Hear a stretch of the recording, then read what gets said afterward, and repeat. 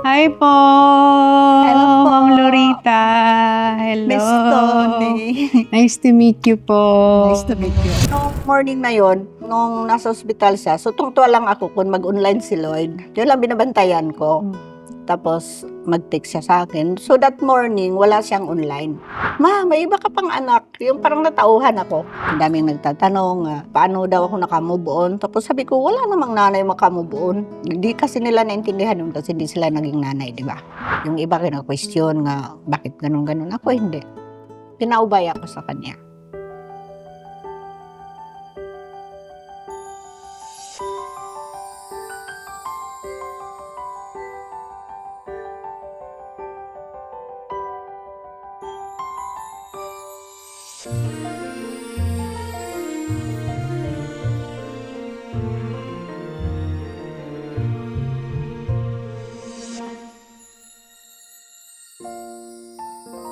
Grabe, 24 years po kayong OFW. Yes po, Mm. Miss Tony.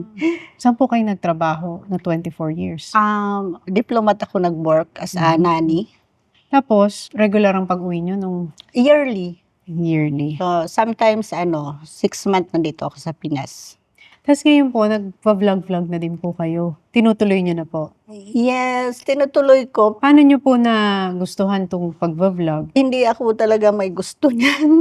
Si Lloyd talaga. Kasi sabi niya, Mama, pag nag-for good ka na, gawan kita ng channel. Sabi ko, ayaw ko kasi nahiya ako eh. Nahiya talaga ako humarap sa camera. Tapos, nung umuwi ako ng 2020, January, pagka 25 yata, may channel na ako. After 5 days, okay. Ginawa na kayo ng anak niyo. Oo, sabi niya, mag-shoot na tayo. Pero 3 minutes lang yung video namin noon. Cooking. Tapos parang hirap na hirap talaga akong magsalita sa camera. Hindi ako sanay. Tapos ayun, natuloy-tuloy na din. Pero si Lloyd kasi, isa po siya sa mga nauna. Tapos isa din siya sa mga unang pinaka naging successful sa YouTube. 2011 pa siya nag-start, no? Yes. 2010? 2010, I think. Oh, 2010. Yes. Ako hindi pa ganun ka-uso YouTube noon. Yes. Actually, di ko rin alam yun eh. Kasi nasa abroad ako noon eh, di ba? Hindi nyo rin po pinapanood yun nung time na yun sa abroad? Hindi kasi hindi naman kasi ako marunong magbukas ng Internet. laptop ng internet. Lately na lang naman ako natuto ng mga cellphone, yung mga ganon. Nalalaman ko na lang doon sa mga friend ko nga nag-ano daw si Lloyd. Sabi ko, hindi ko alam yun. Hindi nyo pa alam na yun ang Hindi ko ginagawa alam. niya online. Hindi ko alam. Naalala ko, ang unang beses ko siyang na-meet ng 2018, magpa-promote kami ng pelikulang Mary Marry Me. Sa ABS-CBN, mayroong online something, tapos si Lloyd ang host. Si Alex ang nagsabi sa akin tungkol kay Lloyd. Yes. Kasi si Alex noon, parang 2017 nag-YouTube na, kaya kilala niya si Lloyd. Tapos sabi ko, parang mga ka-personality ni Alex yung masayahin, maingay, Yes. palatawa, pala-joke. Yes, So, ganon yun siya. na po ang personality niya kahit nung bata. Yes, ganon talaga. Friendly siya eh. Tapos, kailan nyo naramdaman na girl siya at heart? From the beginning, nung malit pa siya. Paano nyo napansin po? Kasi mahilig siya magsuklay-suklay. So, alam ko na. Pero paano po siya bilang isang anak? Mabait, malambing, maalalahanin, matulungin din. Gaano katagal na po ba since nung nawala siya? 4 years. Ngayon this September 4. Pero bilang isang magulang, parang, di ba laging yan po yung sinasabi nila? Isa sa pinakamasakit na mararanasan ng isang magulang ay maglibing ng anak. Yan yung klase ng pain na hindi mawawala sa puso mo. Yes. Isa po ba yan sa dahilan kung bakit nagtutuloy kayo ng vlog? Tinutuloy ko lang kasi yung vlog, kasi yun ang gusto talaga niya. Nga ituloy ko. Sa akin lang naman kasi yun, parang libangan lang kasi di ba nang for good na ako, senior citizen. Sabi ko, mag-shoot or hindi, okay lang. So, naisip ko, ba't ko hindi itutuloy nga, pinaghirapan man yun ni Lloyd. So, tinuloy ko. Mahirap po ba?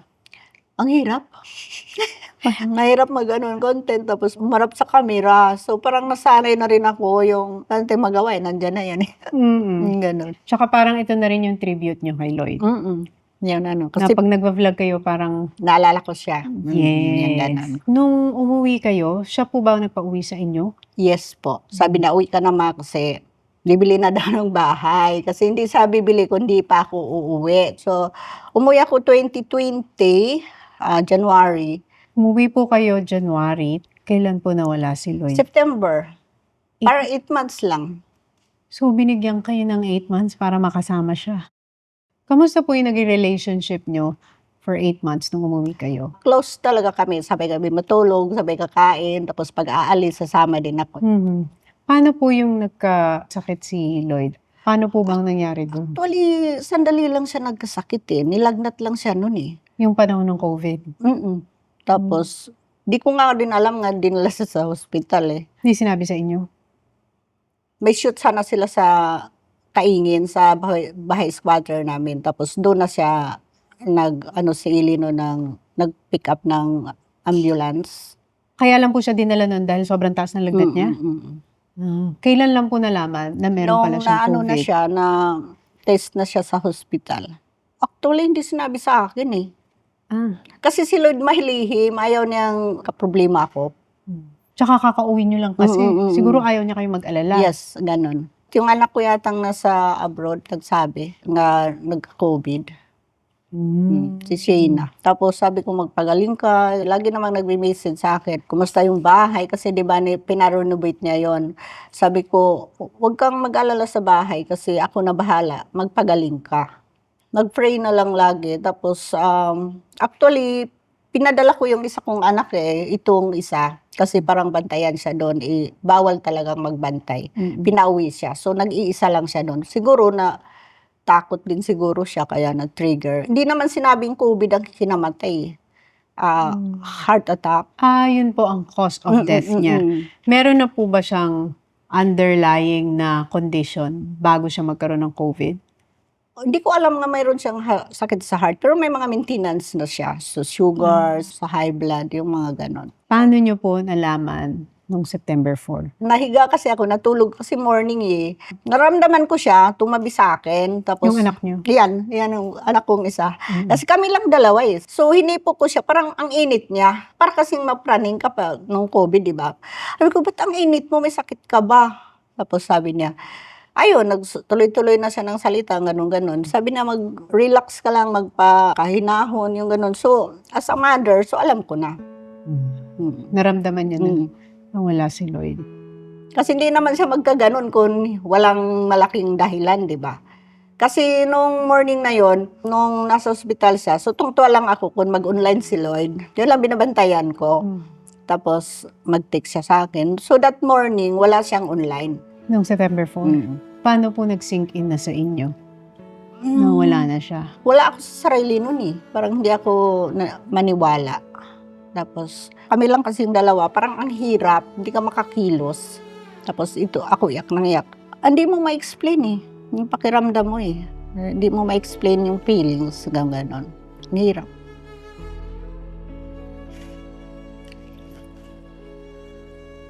Hindi ko naman din kasi alam nga ganun mangyari. Kung alam ko lang sana inagahan ko yung mga 2018, 2019, di ba ganun? Pero paano niyo po hinandle yun yung time na yun? Actually, parang hindi ko ma-handle. Tapos sabi ng panganay ko, Ma, may iba ka pang anak. Yung parang natauhan ako. Yung ganun. Tapos ang daming nagtatanong, paano daw ako nakamove on. Tapos sabi ko, wala namang nanay makamove on, di ba? Hindi kasi nila naintindihan yun kasi hindi sila naging nanay, di ba? Alam ko naman din sigurong masaya na siya.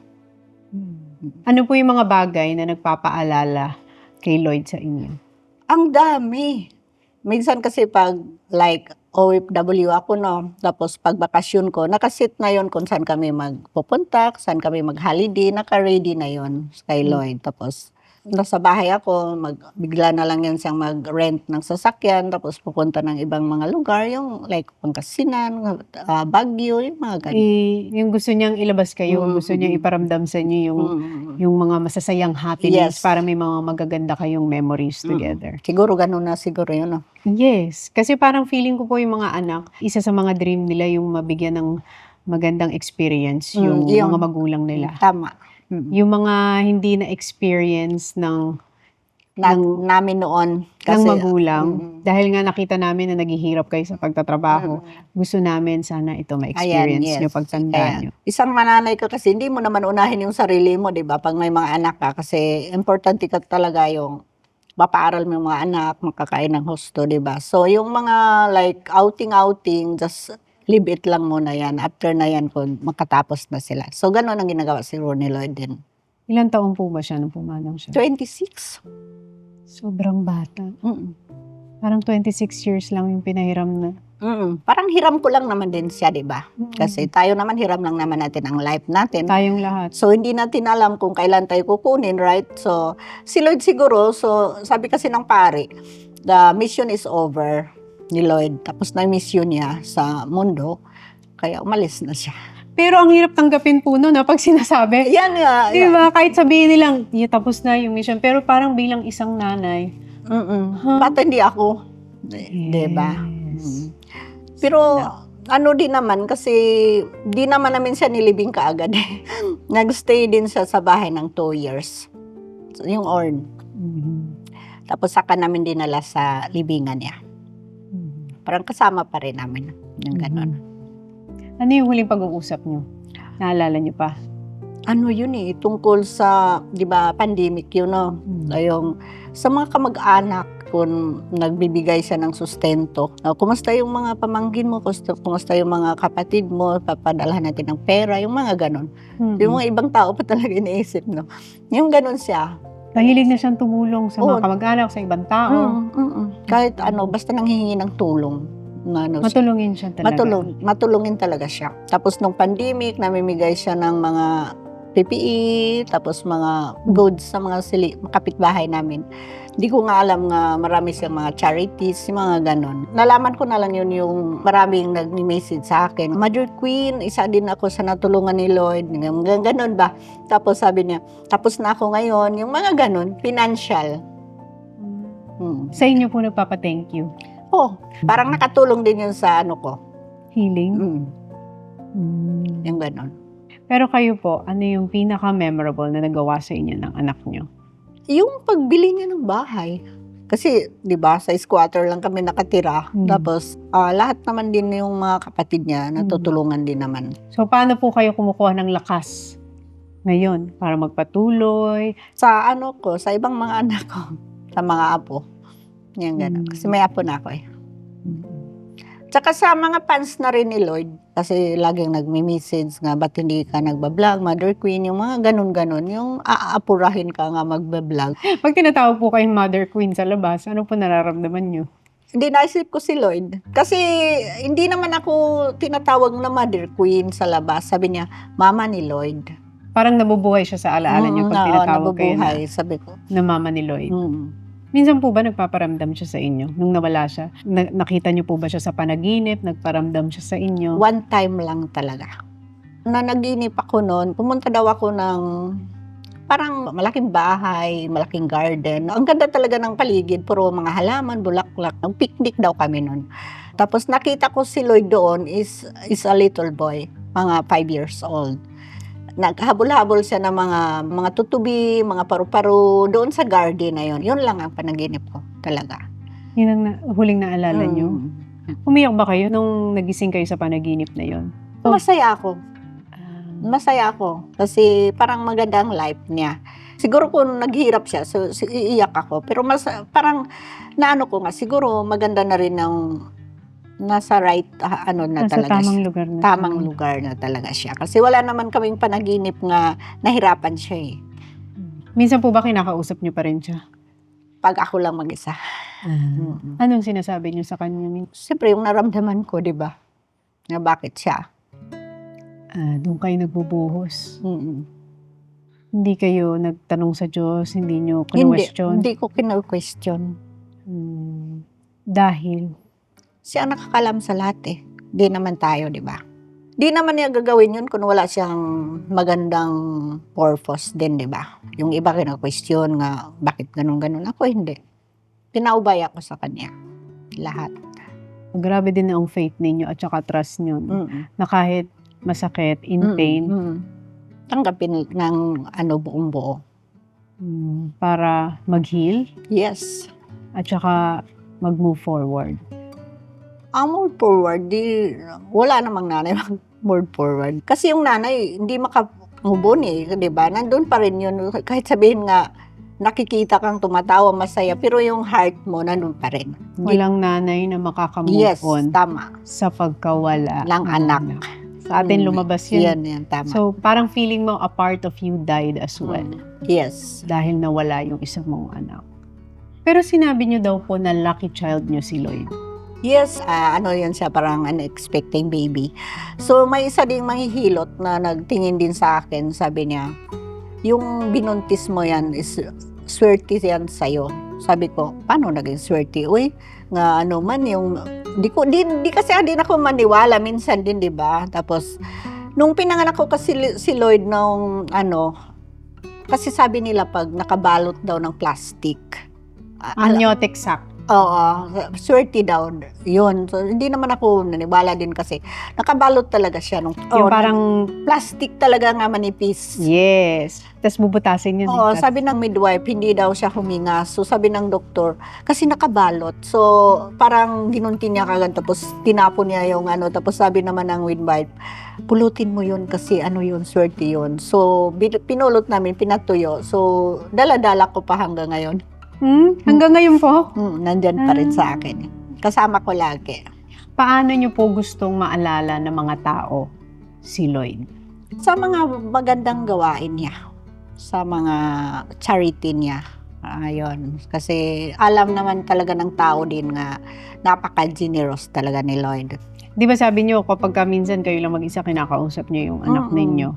Kung meron kayong gustong sabihin kay Lloyd ngayon, ano yun? Pasalamat lang talaga sa lahat na ginagawa niya sa pamilya namin. Yun lang talaga. At saka, yung napaka-babait na anak talaga siya. Walang problema siya eh. Kung meron naman kayo ipagpapasalamat ngayon sa buhay ninyo, ano po yun? Siguro, nagpasalamat din ako dahil binigyan pa rin ako ng medyo mahaba-habang buhay nga hindi ko naman inambisyon. Ayan. Baka hindi pa tapos ang mission niyo. Baka yung kandila ko mahaba pa. Oo. Baka di ba sabi nila, pag kinuha ka na, tapos na yung mission mo sa mundo. Yes. Baka po yun sa inyo. Hindi pa. Marami pa akong mission sigurong gagawin. At saka meron pa kasi kayong mga anak. Yes. Na May kailangan tatlo pa akong anak. At meron pa kayong apo. Wala pa kasi ako sigurong apo sa ibang anak eh. Kaya siguro, yes. Si Lloyd kasi puspusan din eh. Ang dami niyang natutulungan kung saan-saan siya nakarating. Yung magkarang ganun. Parang sinusulit na niya yung buhay niya nung buhay siya. Life is too short nga daw. Kailangan Ginawa na niya lahat ng kabutihan na kaya niyang gawin. Ginawa niya lahat. Para sa kapwa niya. Siguro yun po yung legacy ng anak ninyo. Yes, yun talaga. Bukod sa nagpasaya siya ng mga sumusuporta sa kanya at mga fans niya, ang pinaka-legacy niya ay yung bawat tao na natutulungan niya at nagbago ang buhay dahil sa kanya. Yes. Pero dun sa mga nanay na nawalan din ng anak, tapos siguro sila din yung dumadaan sa grief at sa lungkot ngayon, ano po ang pwede niyong i-advise sa kanila? Tanggapin natin. Kasi di na rin mababalik yun eh. Wala na tayong magagawa eh. Di ba?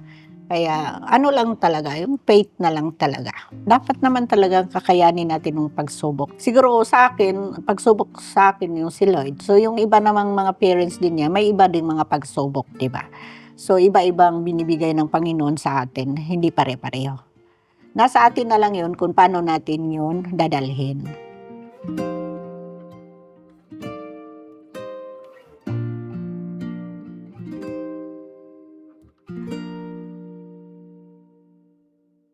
So ayan, maraming salamat sa panonood ng video nito. Kung na-enjoy mo ang video nito, kung ano like, share sa ating tropa mo, subscribe na sa aking main channel, Lloyd Capilete. Mas second channel, Lloyd Capilete Vlog. Bye!